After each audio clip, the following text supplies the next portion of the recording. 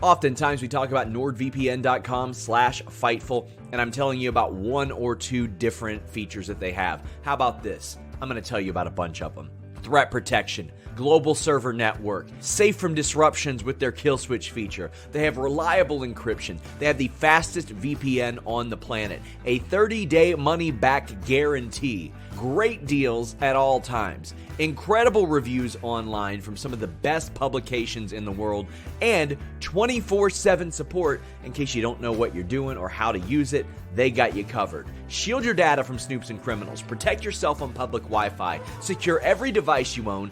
Add extra layers of security to your digital life with nordvpn.com/Fightful. If you're abroad, listen to your favorites. I know a lot of wrestling fans have been traveling a lot more with big events. nordvpn.com/Fightful will protect you.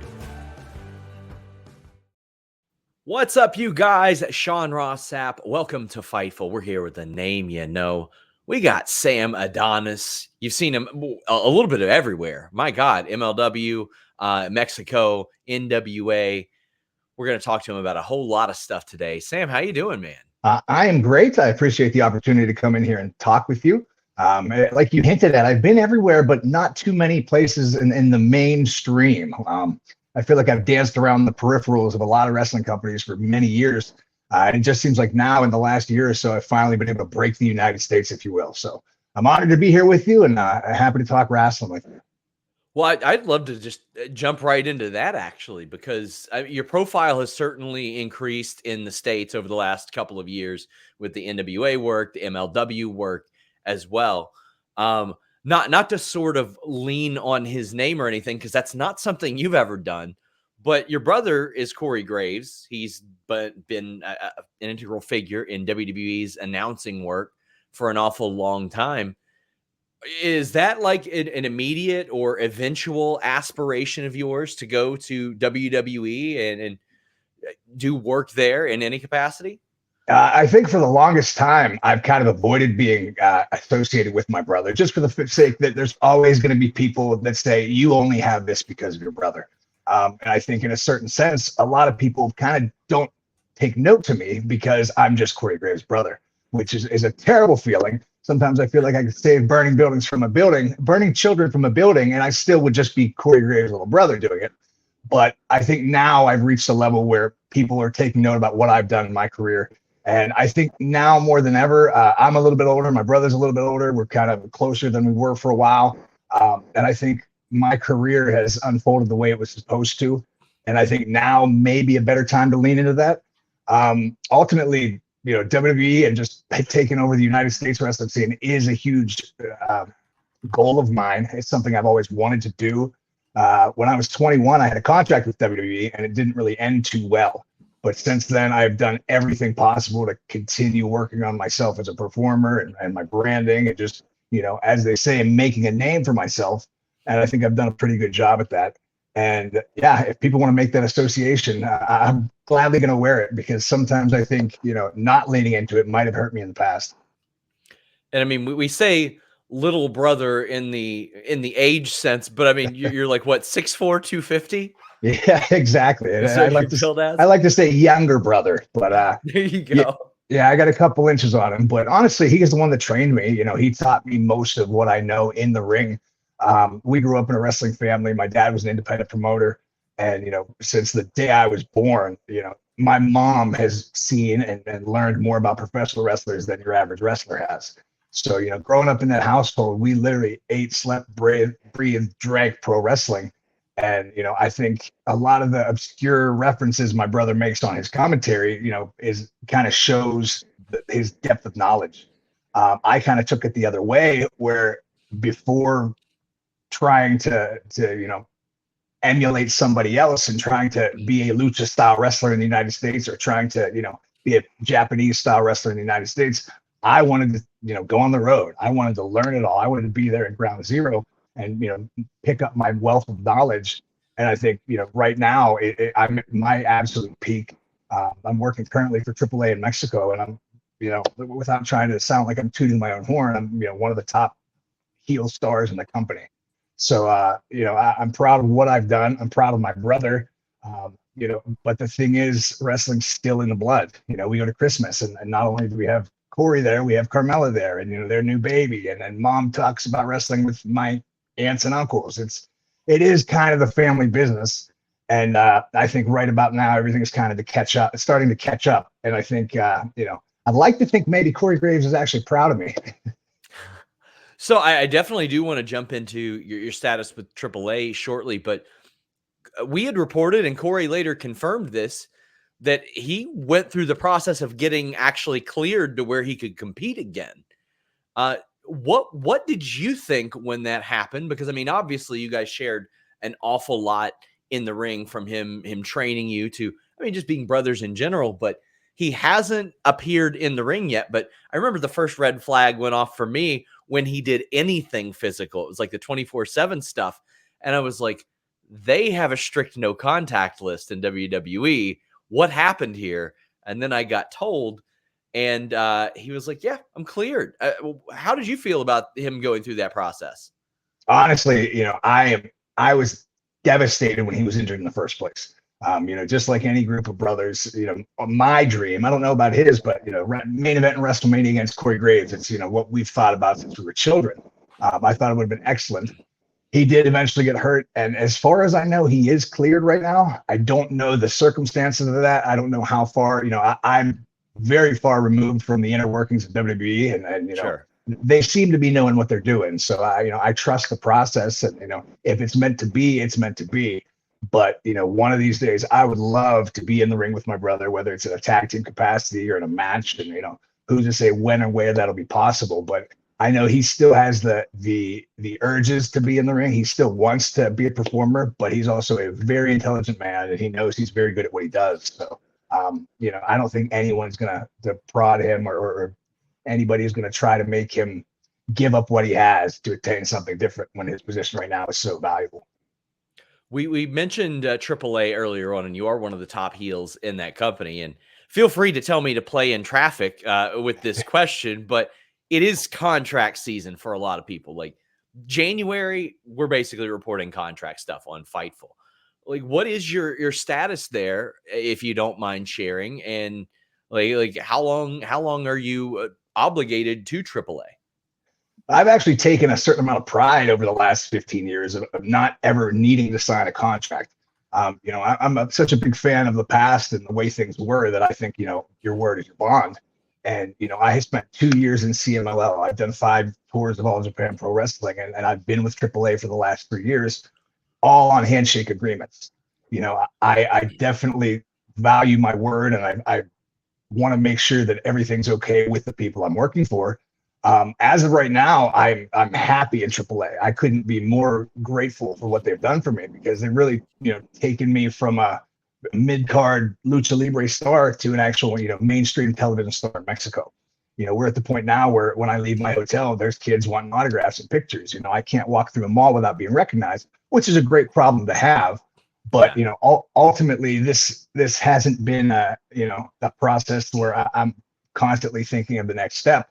I've been playing the long game since I started this, and I definitely think the goal of Sam Adonis is to make the most money as possible doing what I love, and that's professional wrestling. I've done so much with AAA, and I'm so happy with where things are and where they're going. But I definitely want to pursue the other avenues when the time is right. I'm not the kind of person to just say, "Oh, sorry guys, I can't come to TV next week." That's not who I am. But whenever something presents itself, I'm the kind of person that would take it to those who need to know and try to figure out the best possible outcome for all parties. So yeah, I'm interested in that, because again, there are so many options right now in wrestling, and you've explored many of them. But like TNA is back as an entity. AEW is doing their thing. New Japan is looking to increase their stateside presence as well. Like, it is there's such a vast array there. Like, have you like had aspirations or even talks of heading to any one of those? Obviously, NWA, MLW, you've already appeared there, and things seem to have went swimmingly. Well, what makes things very complicated is each one of these brands that you mentioned has a line of 400, 500 wrestlers knocking on the door. And that's what's always made it so difficult, for the young wrestlers to take the next step. I've been very blessed in working with such big stars and important people around the wrestling business that a lot of times the opportunities that are best for me have been presented to me. As of right now, like I said, being in a top spot, it's almost, I deal with different circumstances than I would have trying to be the undercard wrestler, trying to, make a name for myself.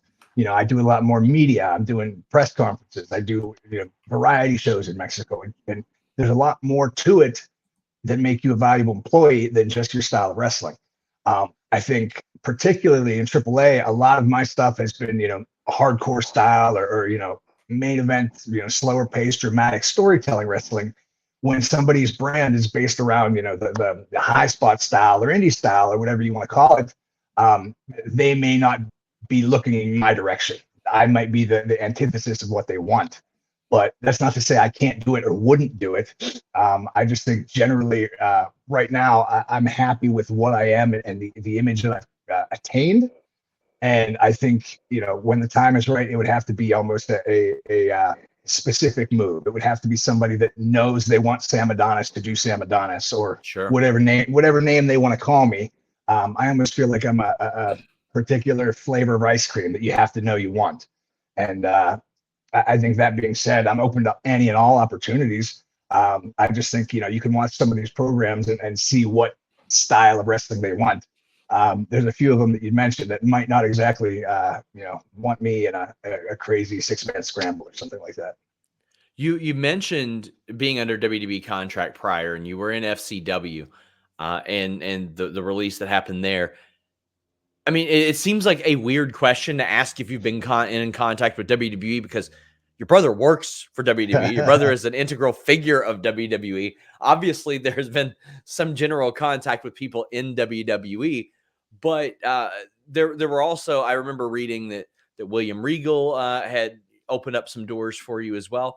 Have you had any talks with them over the period of the last 10, 11, 12 years? So as you mentioned, William Regal actually hooked me up with a promotion in the United Kingdom, All Star Wrestling, which was Brian Dixon, who had been promoting shows for 45 years. And after my initial release, I was there for 4 years. So I was in contact with Regal. A lot of that is 4 years. We maintain communication on a regular basis, but I've always been the type of person to understand that, that if you knock on someone's doors too many times, they might turn the lights off and tell you they're not home. So, there was a point in time where I kind of bet on myself. And I realized that, this is a big company. The wrestling business knows. As much as people try to pretend they don't know what's going on, everyone's on their phone 24/7 checking the gossip. And I think a lot of people, know what I'm doing and know what I have done.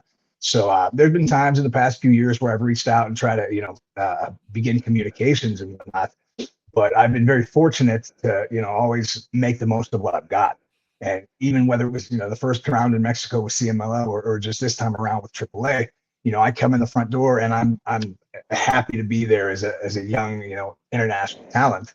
But to me, it's all about making your boss happy and making sure, they're happy with what you do and they're happy with your performance. Because no matter how many emails I send and how much I tell somebody I can do what I do, if I can't get a match on Tuesday night, those people in those high positions know something's not adding up.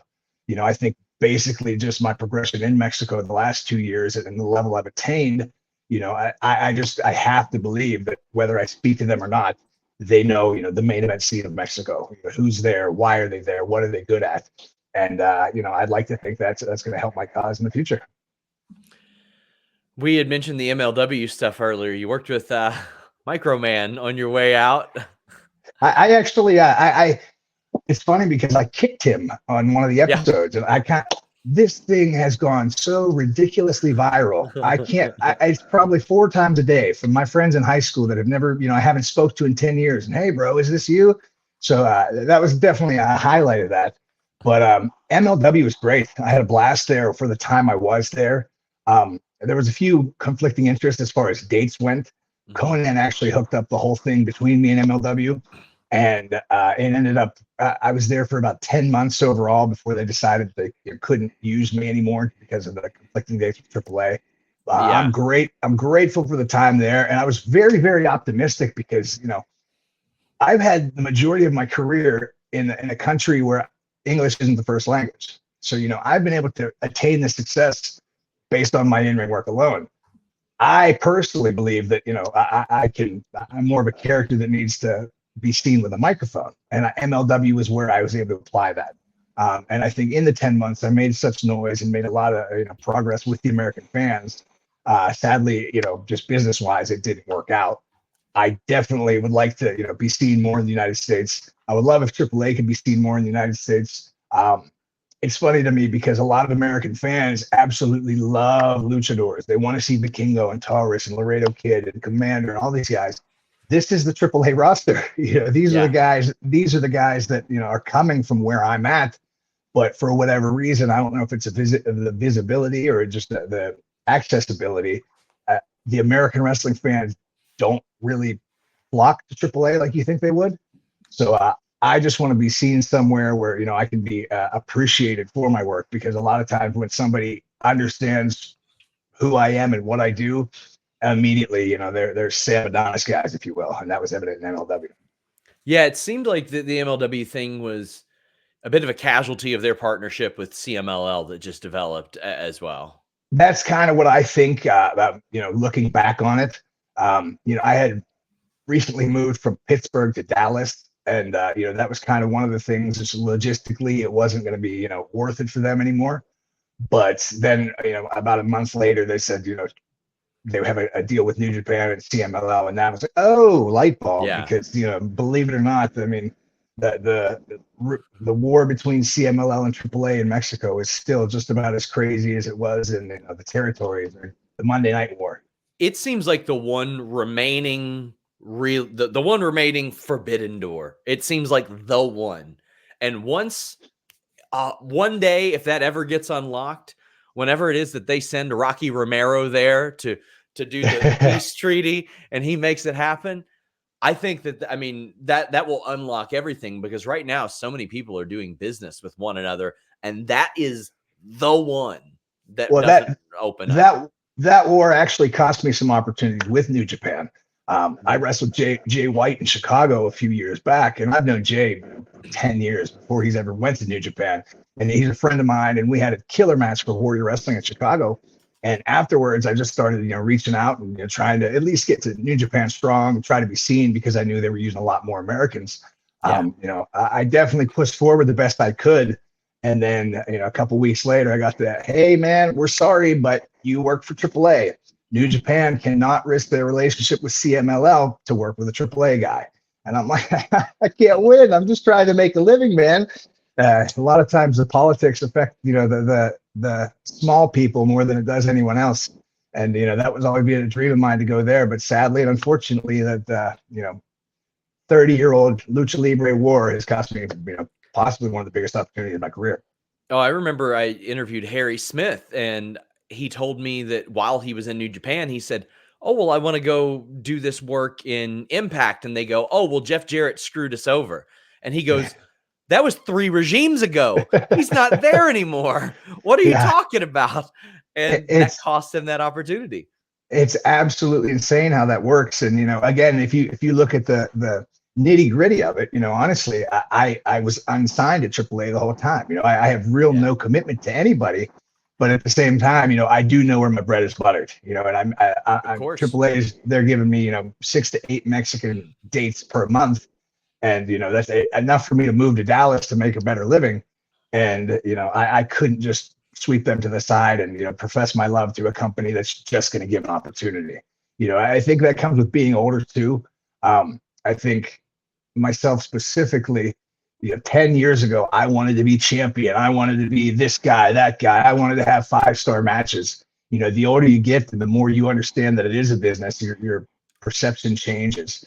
I think I've had great matches. I've worked, done the strong style in All Japan. I've had the big matches in Mexico. I know confidently, what I can do and what I have done.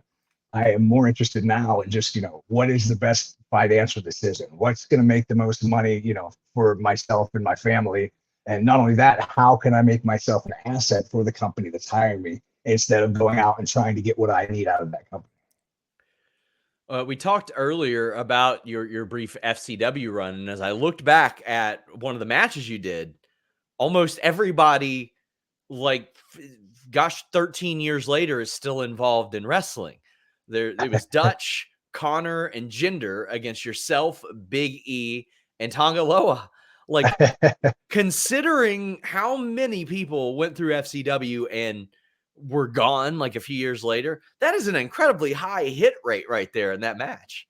So I might have had 4 matches while under contract with WWE. I was 21. I wasn't ready to be there. Mentally, I was a kid. I was more excited about living on my own in Tampa than I was about doing the job I was paid to do. But at that time, it was, I guess you could call it the last FCW class before NXT. I was there while we were filming NXT season 2, which had Loki and Celeste, and there was a certain crew there, and that was right before they switched over to black and yellow.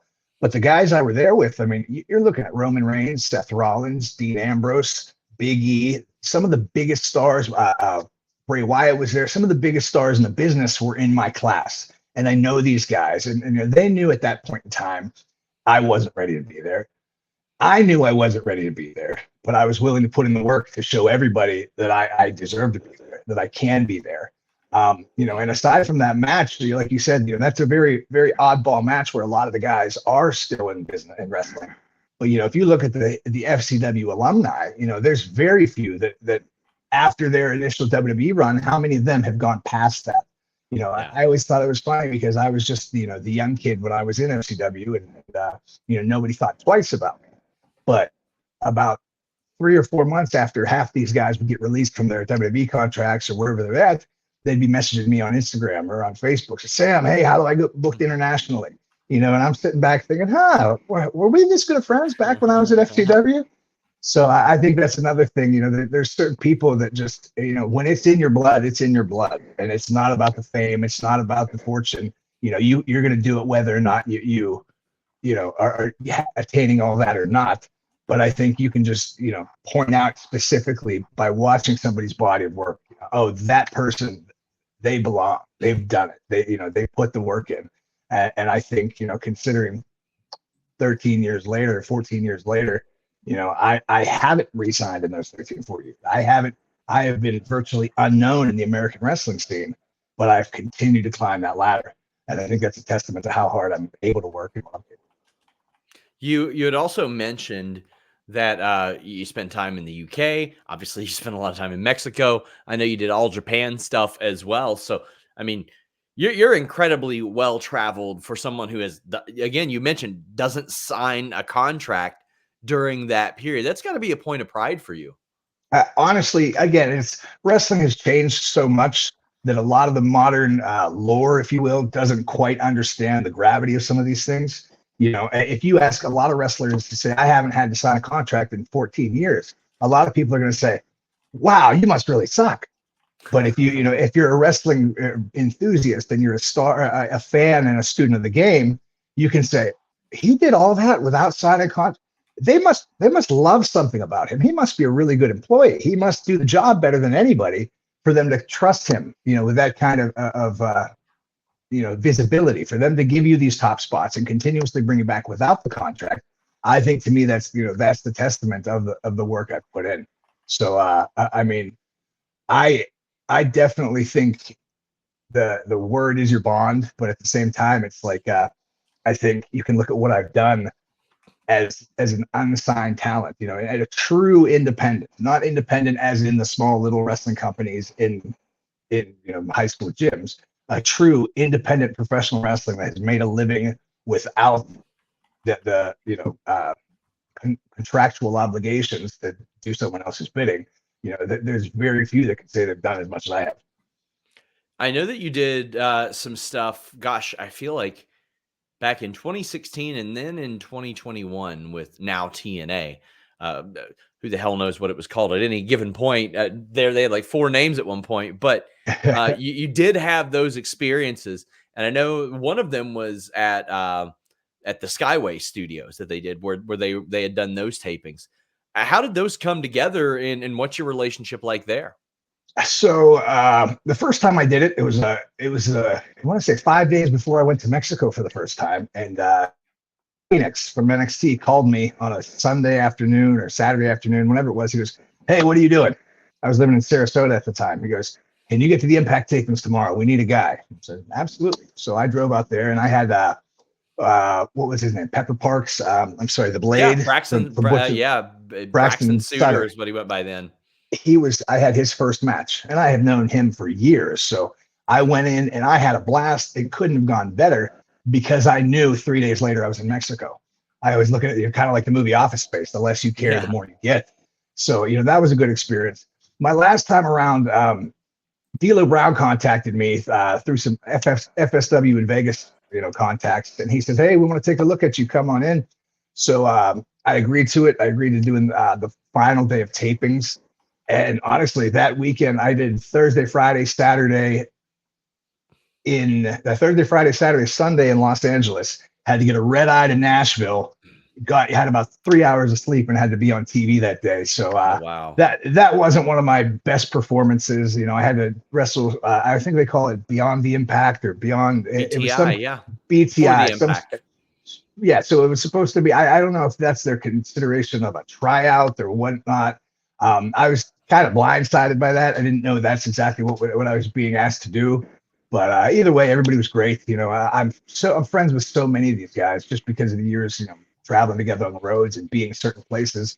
A lot of times if you're in Italy with, some 5 other Americans, you're kind of bonded by that experience for life. So, I've always been someone to know everybody and get along with everybody quite well. There really wasn't much to pursue after that. I knew AAA was still my obligation. And, like they said, a lot of people, they know where I'm at. So if they were to call me and, give me an opportunity, I'd be more than happy to consider it. But like I said, there's so many other, very talented wrestlers banging down the door and just trying to get that opportunity. I like to basically, let everyone else have their fun before I start cutting in line. I also am always interested to hear the process of like Royal Rumble, Battle Riot style matches. And I know you worked one in MLW. Like I'm just always so fascinated by that because there are so many moving parts. There are so many things that have to happen. And there's usually at least some interesting aspect or surprising aspect behind that. How was that for you? Honestly, the Battle Riot was a blast. Like I said, I've heard so many people try to come at me with, I guess horror stories about MLW. They want to say, "Oh, what was that like?" And I shoot them down immediately because I had an absolute blast in MLW. Court and MSL were great to me the whole time. Lindsay Dorado is a really good friend of mine, and he was one of the main agents. Ricky Shane Page was there, so he was also putting it together. And honestly, a lot of times when you get that much talent in a room, not to worry about everything else. Just do what you're told, and I think the guys that put that match together, they picked the right generals. A couple guys had to stay out there for the entire hour, but luckily that wasn't my gig. So, you come out there, you just have to remember very little, but honestly, it was just the worst part about it was the fact that it was a 30-man battle royal in a 16-foot ring. That's really all I have to say, because everybody else did a great job and, it carried that well. And I mean, the ECW arena is always hot. Those fans had fun. So unless there was something you could specifically point out for me to critique, I don't remember it, as being too much of a cluster. Sure. What is something you want people to know about Sam Adonis? I mean, obviously you got some mainstream coverage several years ago with some of the promos and stuff like that. And you were very clear. You're like, I'm portraying a character. And there are some people that might have preconceived notions based on that, or just based on any specific thing. What is something you want people to know about yourself, about Sam Adonis, or the man behind Sam Adonis? I think more than anything, I'd like people to know that, being a heel is a truly selfless job. I think in the modern pro wrestling, it's designed where even if you're the heel, you have to do a couple cool moves and have to take care of yourself in order to, to get your Instagram followers up or to do whatever you have to do. Yeah. I get enjoyment. My pride and my personal, happiness comes from people going home happy. And I know I can give someone a better performance as the bad guy than the good guy. So, I have made myself look like an idiot so many times on purpose. I have sacrificed Twitter followers. I have, done whatever I could to make sure that I'm not the star you're leaving talking about. Leave happy because Psycho Clown kicked my ass. And that's kind of something that, I'd like people to know. I think you can look at my career and just 4 years in the UK, 2.5 years with CMLL, which, might I add, is the single hardest training on the planet. And anybody that's done it will tell you that same thing. Having to train 3 days a week with Ultimo Guerrero and Shocker doing drills that somebody my size has no business doing. It was difficult. Plus my tours in Japan and now with AAA. I would like people to know that just because what you see on TV, that's not the extent of my knowledge and my skill. I'm a master at doing my job. I know if I do too many cool moves, you're going to like me. So I'm going to punch and kick. I'm a loud, brash American. So I come out with an American flag trying to raise, I'm just doing my job and I know I can do it better than a lot of people.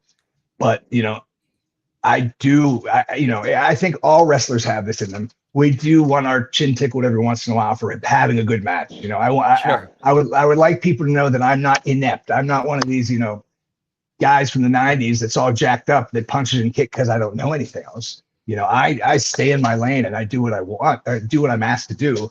But I also know that, if you give me Hiroshi Tanahashi in 45 minutes, I'm going to tear the house down there too. That opportunity just hasn't presented itself to me. Let the people know where they can find you on social media, where they can support you, and then eventually unfollow you when you piss them off with your character work. As of right now, I'm on Instagram and Twitter, or X as you call it, at Real Sam Adonis. I put a lot of my own match clips, pictures, videos, everything on there. You can find me there. You can reach out if you ever need anything. Also, I implore people to watch more Lucha Libre AAA. I think a lot of times Americans have a preconceived notion that Lucha Libre is masks and high flying. The truth is that's about 25% of Mexican wrestling. Yes, there's a lot more masks and a lot more high flying, but just like, any American wrestling show, Lucha Libre is a variety. Keep that in mind when you're watching our program. Just because you saw Commander Vikingo do everything you wanted to see, watch the next match because there's storytelling, there's drama, there's violence, whatever you want. It's a great product and I'm happy to be a part of it. Business is good there. Like I said, I wave that banner right now proudly. I would implore people to watch it. Support your local wrestling groups, because there's always going to be someone that's your future star that can, benefit from one extra t-shirt sold. And yeah, I appreciate everybody. Thank you for having me. I really hope American fans can see me and check me out a little bit more now. So one of these days I'll be the big time, maybe even have a podcast for myself. Well, I appreciate you being so candid with us and honest about any number of these topics. And I mean, I still think we got a ton to get into, so we're going to have to talk again, I think. But Sam Adonis, man, thank you so much for the time. Thank you for the time.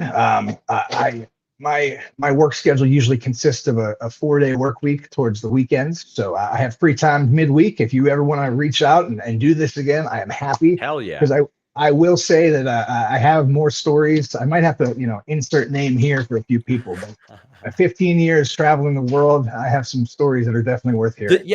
This is more of a buttoned up one. I feel like this is a more of a get to know you, and then we're definitely going to get into more stories. But Sam Adonis, thank you so much, man.